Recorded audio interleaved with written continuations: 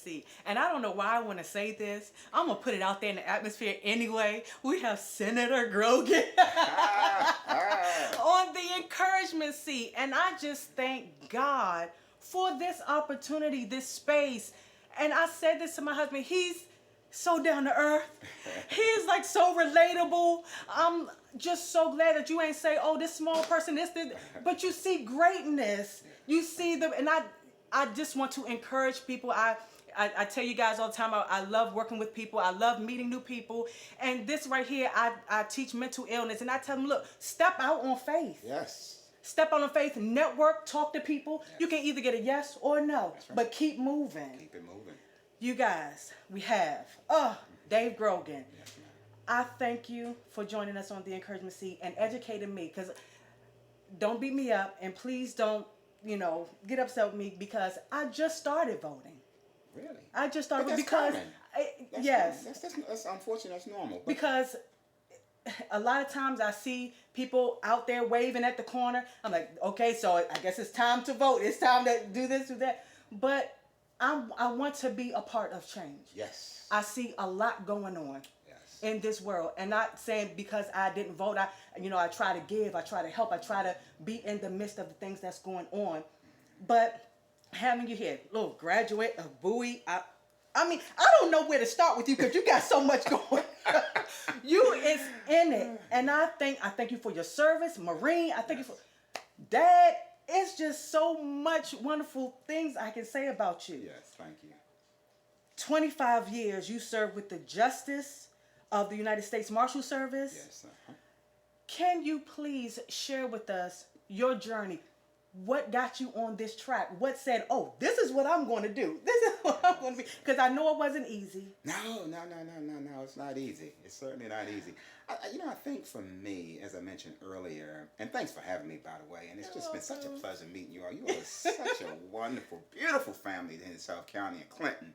7 kids, 6 girls. I still can't wrap my mind around it. Look, they got 7 kids. 6 of them are girls.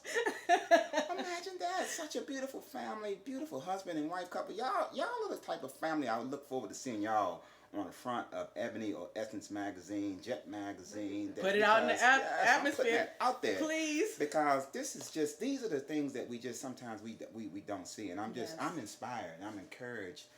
Because sometimes we watch the news and we just hear such bad news. Yes. And we just don't have enough people telling the good news. Yes. I like to tell the good news. This is Yes. good news when they come here. And then your husband is a deputy sheriff. I didn't know that until Sonia told me that the car parked up. Oh my God. And young law enforcement people, I always tell them, even though you're in law enforcement, you have to have another passion. Yes. Yeah, you Yes. can't, a lot of times our young, and I'm going to get to your question, but I just, you got me all over Go, the place. go. But the law enforcement career, when I started law enforcement career, I always had entrepreneur things in my mind.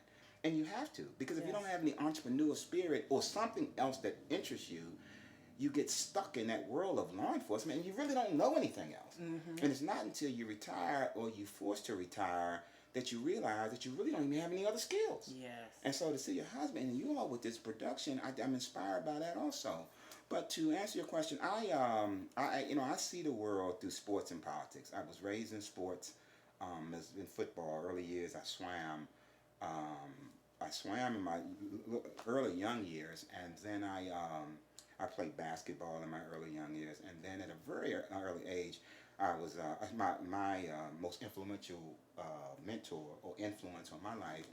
I wasn't fortunate to have a dad, an active dad in my life, but I did have a very active, incredible role model who I met at 13 years old, who taught me weightlifting. And so I started in the health and wellness world at 13, and by the time I was 14, I was powerlifting at 14. I was competing in bodybuilding shows. I was a teenage Mr. America, teenage DC, and so I did those things very young. But the most important thing that my mentor taught me was hard work, and mental toughness and physical toughness. And I think that with boys, our foundation starts with self-confidence. I'm not saying it's not the same. The confidence is with girls, but with boys, I think that you have to ensure that they have their self-confidence, because oftentimes the confidence is destroyed by some of our parenting styles. Yes. You know, Yes. and we have to we parent oftentimes like we were parented, and they were parented, and we go back to slavery, and our parenting styles are often very abusive, Yes. emotionally abusive, physically Physically. abusive, and then we become adults, and then we're Yes. we're traumatized, Yes. and then we don't even realize it. I listened to my daughter the other day. I had conversations with her, and she's really into healing practice, spiritual healing, and Okay. metaphysics. My daughter is fascinating. Wow. She really is. And she talks about, healing herself. And she just launched a book. She just launched the ebook, and then she actually got the physical copy in the mail just 2 days ago. I haven't said anything about it yet because she get on my case. You can't tell baby girl's business. I hope she ain't watching because she has to be able to release her own Exactly. thing. I have messed up so many times because Dad gets so excited. Yes. And then I go to his publishing stuff and like, wait a minute, Dad, I didn't tell you to put that out to the world yet. And so, but my spirit led me to that because, talking about healing and Yes. things like that. And, you asked me how did I get started.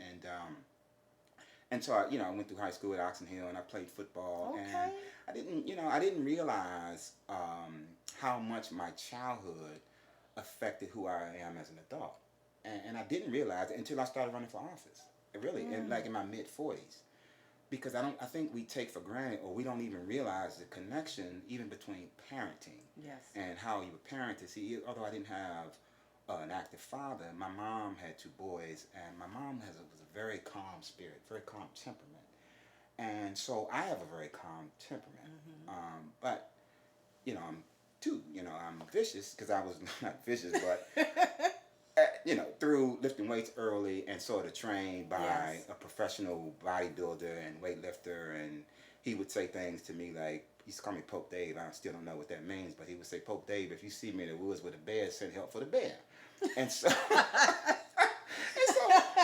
imagine a teenage boy, he'd say things like that, and then we would lift weights. He would say, Pope Dave, if you do 200 pounds, I'm going to do 400 pounds. If you do 10 reps, I'm going to do 20 reps. And so I never realized how that shaped me. Yes. It made me very competitive. It made me very physically and mentally tough. And so I, by the time I graduated from high school, I immediately, a month later, I went to Paris Island to become a United States Marine. And someone said, well, how you pick Marines? I don't know. I asked who had the toughest boot camp. I just wanted to go to the toughest boot camp. Didn't know nothing about the Marines. Probably never heard of any other.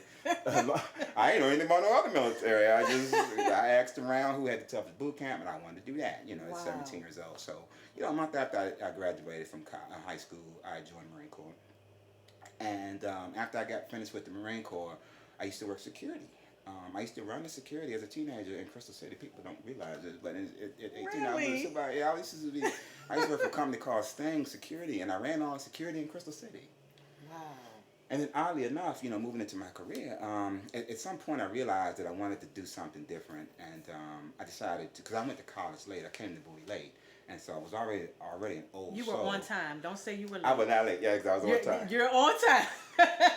So I was already an old soul, and when I got to Bowie, I sought after a football scholarship and sent the coaches my films and everything, and decided that I wanted to go to school, and that's how I ended up at Bowie. And then because now I wanted to do something different, I tried to get on the fire department as a kid. I wanted to be a firefighter. I always Wow. wanted to be a firefighter, and I went through the process in Fairfax County to become a firefighter, and they rejected me.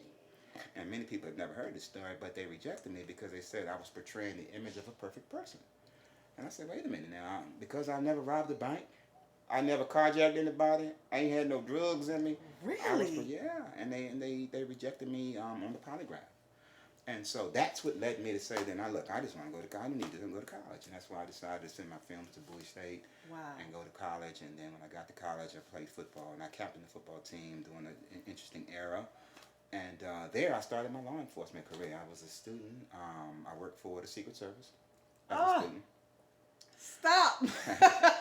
And then I worked for the Department of Justice as a co-op student, cooperative education, with the U.S. Marshal Service. And I did one semester with one federal law enforcement agency, another semester with the other federal law enforcement agency, and then in between time I captained the football team. And That's drive. Yeah. That's motivate. That. Oh my God! Just hearing that, it's motivate. And you don't. And my husband has, didn't have he had his biological father there for a certain period of time, but his mom did a wonderful job. Yes. Hey, mom. Yes. She did a Oh, my wonderful God. job. Yeah.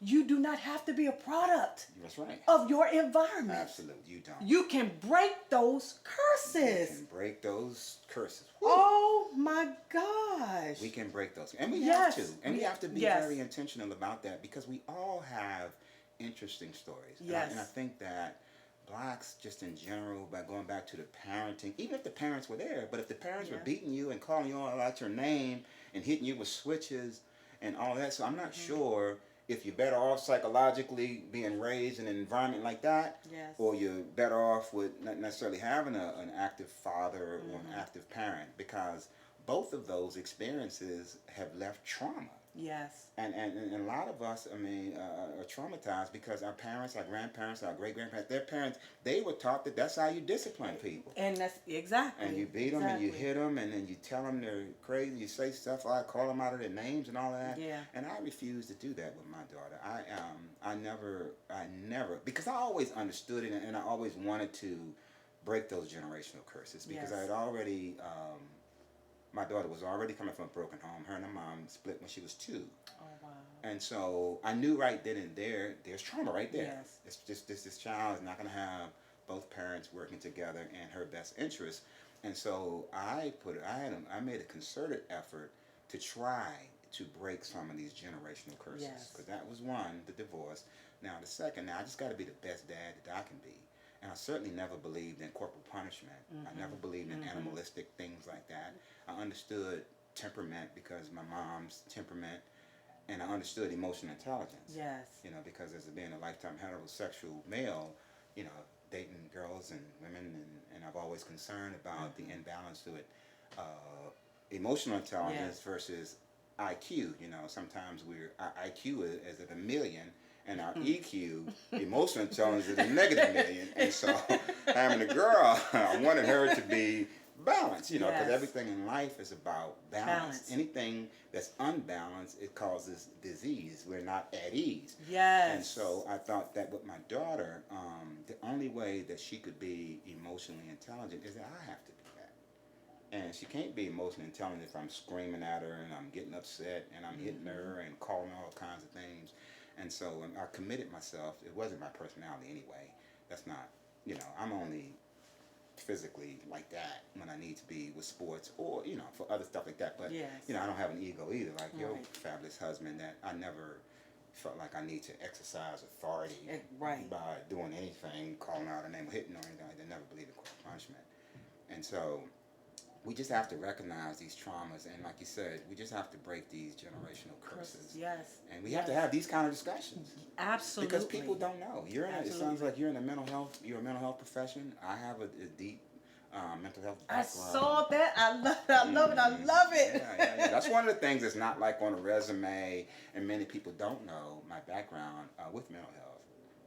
And that's always been one of my passions. It's such a need. It's such a need. Since I stepped into that field, Okay.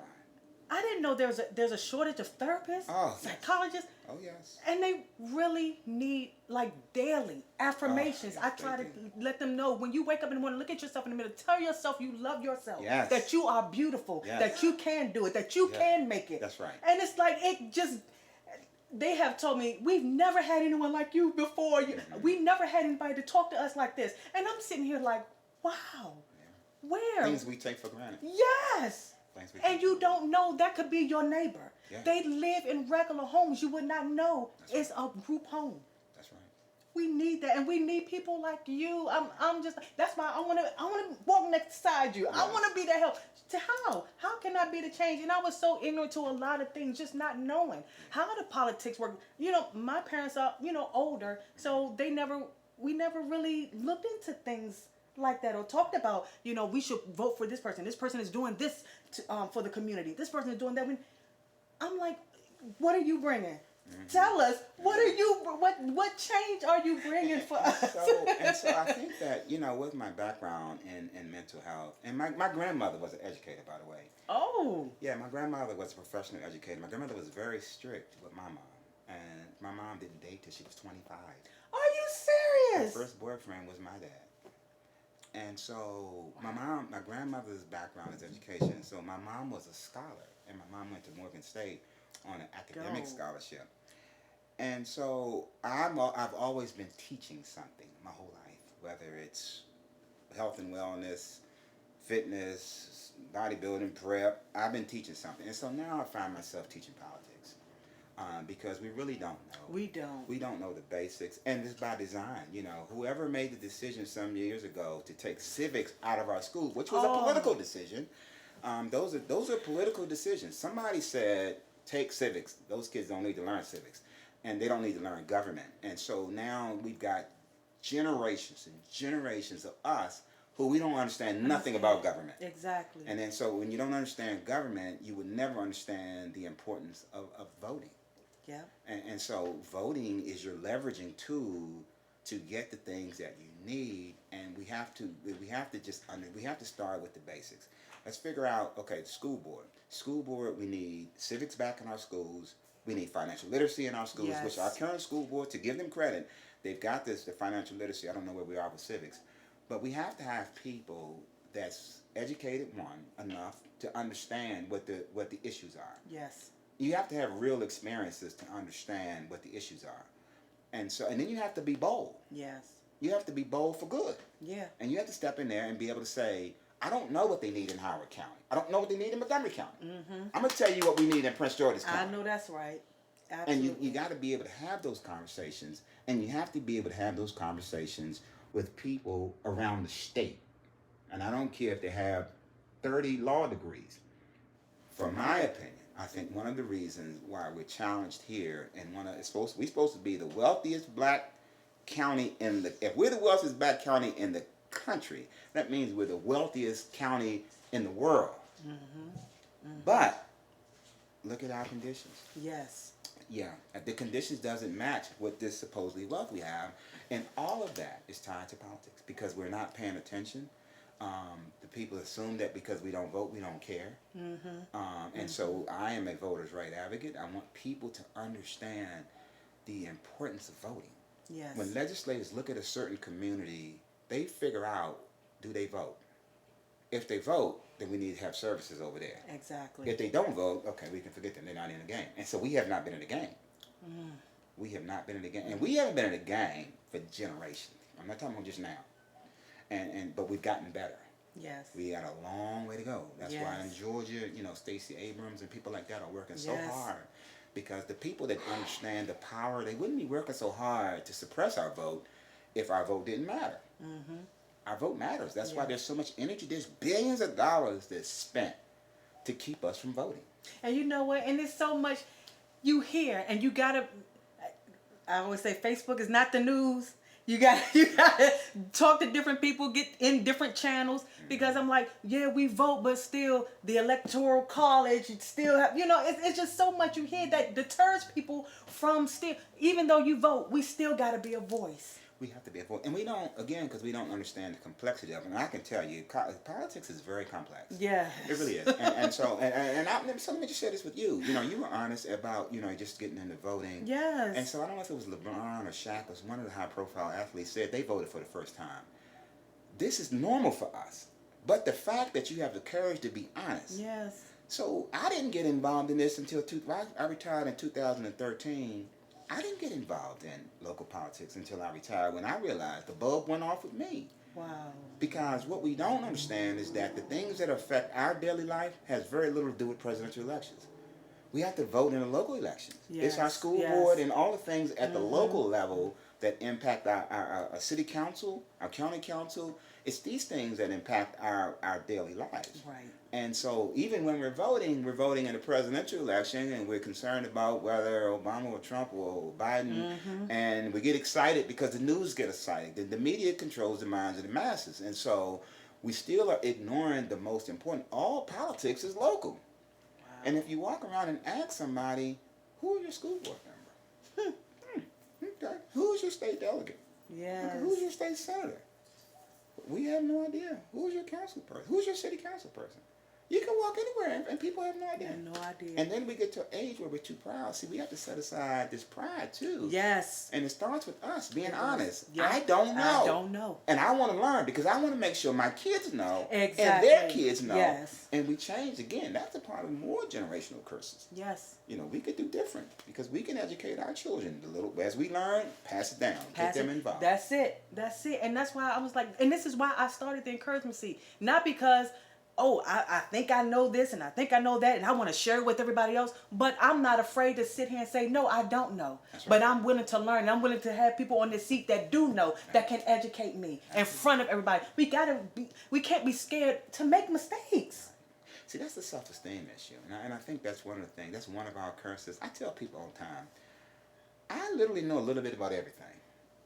And the reason why is because I'm not afraid to say I don't know anything. Mm-hmm. Tell me about, because you can't know everything. Everything, right. If you're an IT person, why would you know about law enforcement and public safety? You know what I mean? Exactly.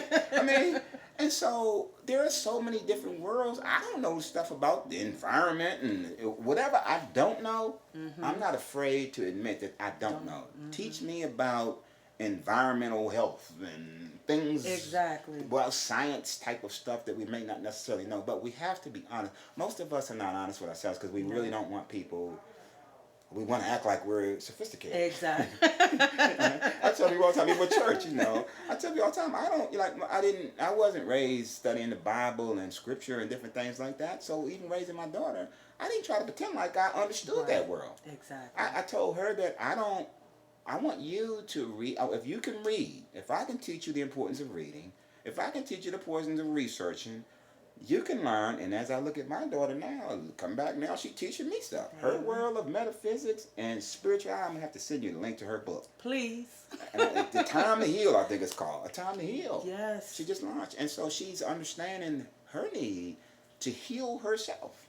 Because getting back to what you were saying earlier, I'm treading lightly here. I don't want to get too much into my daughter's personal stuff. But let me just say this. We've seen all of the services that are the whole, I can honestly say I've probably seen the entire mental health world.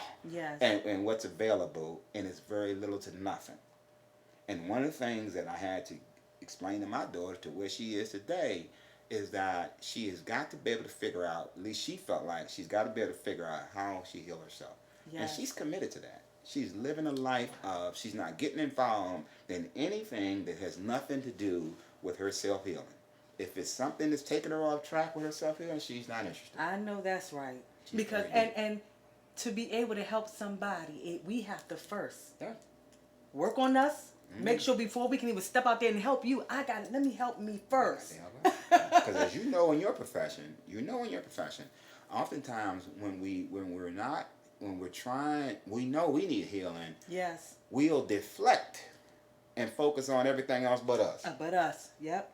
And I have met mental health professionals. I have met psychiatrists. I have met psychologists. I have met all kinds of different people who have chosen those professions that keep them from dealing with themselves. Wow. They don't want to deal with themselves, and that's a sort of a natural instinct. And so when I listen to my daughter, I'm always impressed by the fact that she's focusing on healing herself as she pursues a career in helping healing others. She wants to heal others, but she wants to do this in a non-traditional. She wants to teach that world of tarot cards and metaphysics, all that I support, because she's a walking testimony.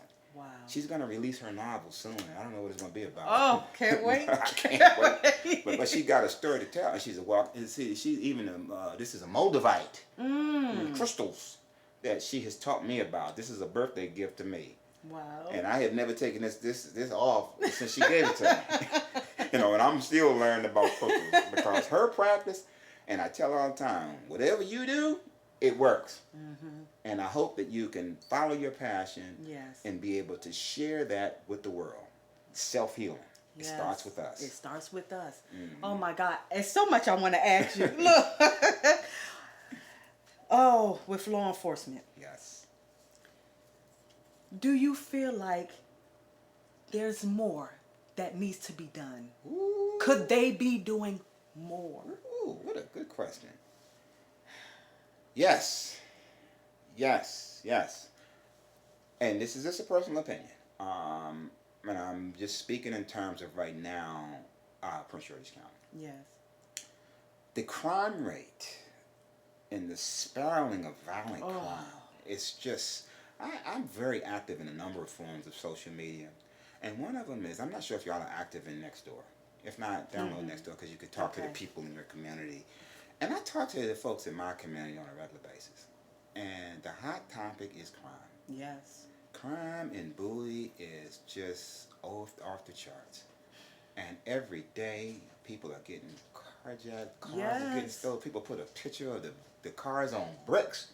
I took a picture and showed the car on bricks. I talked about my own personal experience.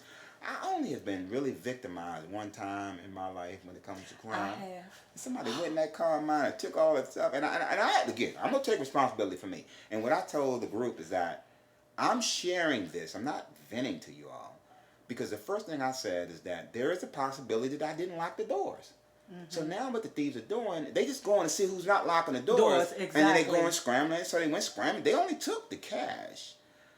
But to your question, I really believe that law enforcement, and specifically the sheriff's department, that people really don't, again, because we don't understand the difference between the sheriff and police. We really don't. But just on the basics that the sheriff's department can do police work.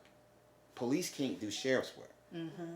The sheriff's department has broader authority. Broader, I didn't say more. Right. They have broader authority in law enforcement.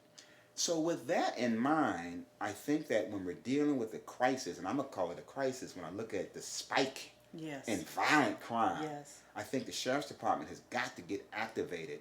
And I think we got to have much more visibility from the sheriff's department. I think with the traffic areas, the crossing areas where kids are going to school, I think it's an opportunity for the sheriff's department to have the high visibility, positive visibility around the kids, around the schools and high traffic areas.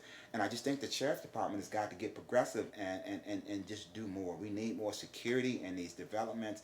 Because I don't understand how people are leaving cars on bricks. And I'm not saying that's the sheriff's department's job. I'm just saying from a security perspective, we just need much more visibility. And I think we can do it from the sheriff's department. Yes.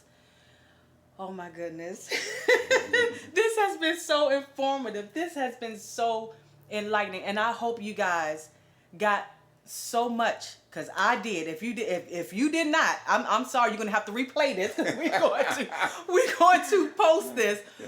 But I thank you so much for encouraging me. Yes. And I do want to ask, because I want to know, because I want to volunteer more. I want to, get out there and be in the community more. Yes. And bring those kids. And expose those kids. Bring those kids. So we have the kids in the parade. Those kids. My god kids, I've got probably 15 or so god kids, and I've always been involved in kids. Kids have always been my passion. So I've been in our schools for over 40 years. And my daughter asked me one day, she said, Dad, if you didn't do law enforcement and you had to pick another career, I told her. Yes, what would you do? I'd be an animated character. I'd be in a costume. I would be in a, and what I would do is I would be, because I saw this down at some parade. I don't know if it's a voter, something I went to downtown, protesting or event. But anyway, there was some action figure. And the action figure was talking to the kids, and it was just giving positive affirmations. The person was, so that's what I would do. I would be an animated character that would just be spreading peace and love and positive affirmations to our girls, our boys, and that's what I would do if I had another chance at this. Exactly. And look, there was so much, I wanted to point this out, there was so much backlash I heard that came from the Serena and Venus movie. But as I looked at that movie, their dad, he always spoke greatness into them. He had to. Yeah. You're gonna be great. That's right. You're gonna win. I didn't hear nothing negative that may have hurt him, even if they had a bad hit or anything. He's like, that's all right. I'm gonna come tickle if you don't. It was exactly. Mm-hmm. It was wonderful. We need that. We need that because we don't. I think that culturally, that's not something we were taught. Mm-hmm. Because even with my daughter, kids are kids, and so they're going to do mischievous things. Yes. And they're going to do mischievous things through their teenage years. Because we did. We did. We were all kids. And they're going to do it. Middle teenagers, late teenagers, young adults. They're experimenting, looking for life. And the only thing that we can hope is they don't end up dead or in jail, right? And so But I think that we overreact, and in our overreaction, we end up traumatizing our children. Yes. And we have done this for decades, and then now traumatized people become traumatized adults and still trying to figure it out. They don't realize it was something Daddy said. Daddy done said something crazy to me that I never got over. Because one thing I noticed about girls, girls internalize stuff, and man, they never forget. And so I had to make sure, like, no matter what my daughter was at 88, she was really hyper, and man, she just jump out the bed and come every morning, Daddy, let's wrestle, and it took a lot of energy raising her. But I was very intentional about never overreacting to some of the behavior, and never saying anything out of order, never calling anything out of order, and because that is what hurt our children. Yes. And we have then hurt people.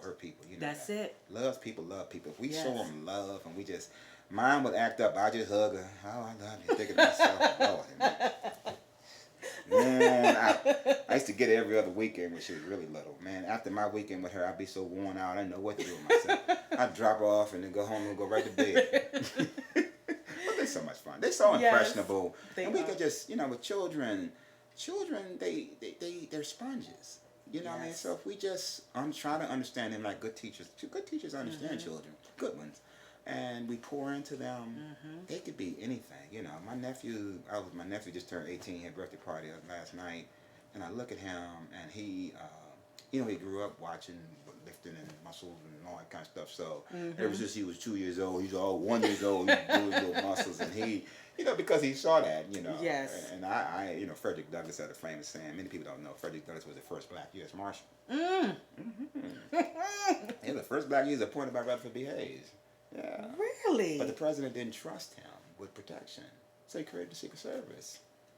And so law enforcement agencies were created like that. Wow. He was the first black to be confirmed by the Senate. But Frederick Douglass said, it's easier to build strong children than to repair broken men. Right? And I've always believed that. Yes. I've always believed that. I'm so overjoyed. Thank you so much. Absolutely. And I need you back. Oh, I need you to come back anytime and encourage us, especially with our health, because we need to do more with keeping our health up, doing everything. Especially this pandemic has also showed exposed us. Exposed us. We weren't taking care of ourselves. We weren't prepared. And I always say when everything is going good and the sun is shining, that's just the calm before the storm. We have to stay prepared. And that pandemic really opened up our eyes. So my goodness. We can definitely talk health. I'm happy to talk health. That's another one of my worlds. Yes. There's only a few things I would consider myself an expert in. That's health, wellness, and fitness, and public safety. Everything else I'm going to learn from y'all.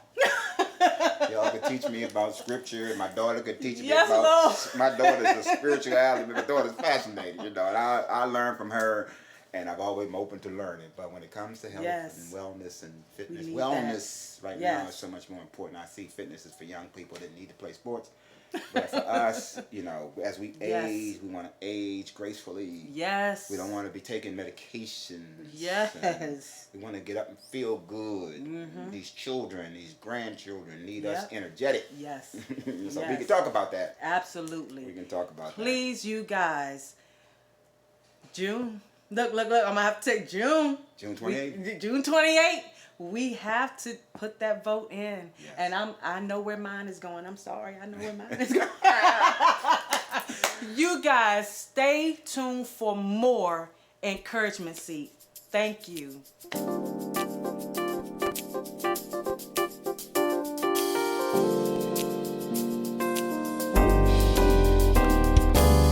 Had a little rough day at work. Coffee and a little cream didn't work. Let's have a conversation to set you free. This is always Encourage Me. Grogan is the change the world needs today, tomorrow, and every day. June 28th. Place your vote for Dave Grogan. This is Dave Grogan, and I approve this message.